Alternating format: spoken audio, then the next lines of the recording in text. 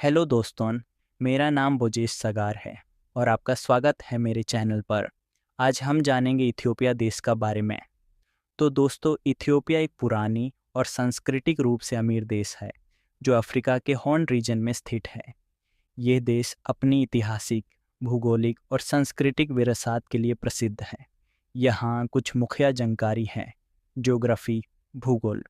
राष्ट्रीय सीमा Ethiopia Africa के eastern हिस्से में स्थित है। ये केन्या, सोमालिया, एरित्रिया, सूडान और साउथ सूडान से सीमा बनाता है। पहाड़ी और उपत्यका। इसका भूगोल बहुत विविध है, जिसमें पहाड़ी, उपत्यका और समुद्रिक इलाके शामिल हैं। हाईलैंड्स या अपलैंड एरियाज इस देश की विशेष पहचान है। रिवर्स। ये देश कुछ प्रमुख नदियों का घर है, जैसे कि ब्लू नाइल और अवाश।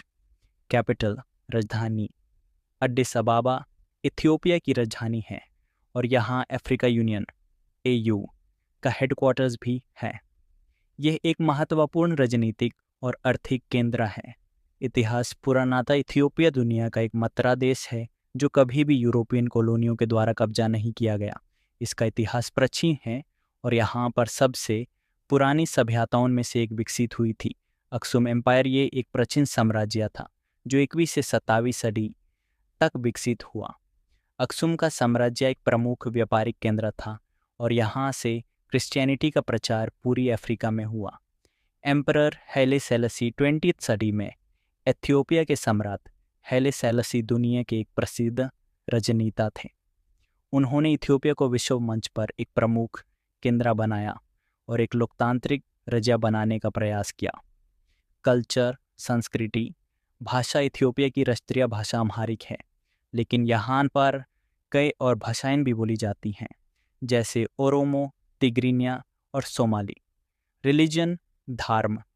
इथियोपिया में मुख्यतः क्रिश्चियन धर्म, एपिस्कोपल चर्च का प्रभाव है, जिसमें इथियोपियन ऑर्थोडॉक्स तेवाहेडो चर्च काफ़ी लोकप्रिय है। इसके अलावा इस्लाम भी यहाँ एक प्रमुख धर्म है, खासकर कुछ सदर्न और ईस्टर्न हिस्सों में। फेस्टिवल्स। इथियोपिया में कई रंग बिरंगे और सांस्कृतिक त्योहार मनाए जाते हैं। एक प्रमुख त्योहार तिमकत, जो कि इथियोपियन ऑर्थोडॉक्स चर्च के द्वारा सेलिब्रेट किया जाता है, एक प्रमुख त्योहार है। पॉलिटिकल स्ट्रक्चर, राजनीतिक संरचना। इथियोपिया एक द फेडरल डेमोक्रेटिक रिपब्लिक है। यह देश 10 एडमिनिस्ट्रेटिव रीजन्स में बटा गया है। हर रीजन की अपनी अपनी सरकार और नियम हैं। प्राइम मिनिस्टर इथियोपिया का प्रधान मंत्री सरकारी नेतृत्व का मुख्य केंद्र है। अभी अहमद इथियोपिया के प्रधानमंत्री हैं, जिन्होंने 2019 में नोबेल पीस प्राइज जीता था। इकोनॉमी, अर्थव्यवस्था। इथियोपिया की अर्थव्यवस्था एग्रीकल्चर पर आधारित है। यहाँ काफ़ी लोग कृषि और पशुपालन में काम करते हैं। कॉफ़ी इस देश का सबसे बड़ा राजा है और इथियोपिया को कॉफ़ी का जन्मस्थान माना जाता है। इथियोपिया के आर्थिक क्षेत्रों में विकास हो रहा है और इस देश का GDP ग्रोथ रेट काफ़ी तेज़ है, लेकिन फिर भी यहाँ गरीबी और रोज़गार की कमी है। चैलेंजेस, चुनौतियाँ। इथियोपिया को कई प्रकार के समस्याओं का सामना है, जैसे कि भूखमरी, प्राकृतिक आपदाएं और राजनीतिक स्थितियों का असर। वर्तमान में देश कुछ राष्ट्रीय और अंतर्राष्ट्रीय संघर्षों से भी गुजार रहा है। Ethnic conflicts. इथियोपिया में अलग अलग जातियों के बीच कभी कभी राजनीतिक और सामुदायिक तनाव रहते हैं, जो कभी कभी हिंसा का कारण बनते हैं। टूरिज्म, पर्यटन। इथियोपिया की प्राचीन और आधुनिक संस्कृति पर्यटन को आकर्षित करती है।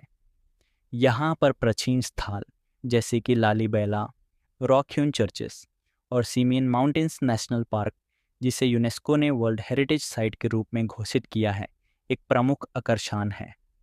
ओमो वैली में अलग अलग ट्राइबल्स रहते हैं, जहाँ पर्यटन को अलग और अनोखा अनुभव मिलता है। क्लाइमेट, जीवन और मौसम। इथियोपिया का मौसम भूमिका के हिसाब से बदलता है। हाईलैंड्स में ठंडा और सुखद मौसम होता है, जबकि लोलैंड्स में गर्म और ह्यूमिड मौसम रहता है। ये इथियोपिया का एक छोटा सा परिचय है। ये देश अपनी समृद्ध संस्कृति, इतिहास और अनेक राजनैतिक और सामाजिक गतिविधियों के लिए जाना जाता है। आज के लिए इतना ही, बाकी मिलते हैं किसी नेक्स्ट वीडियो में। तब तक के लिए जय हिंद, वंदे मातरम।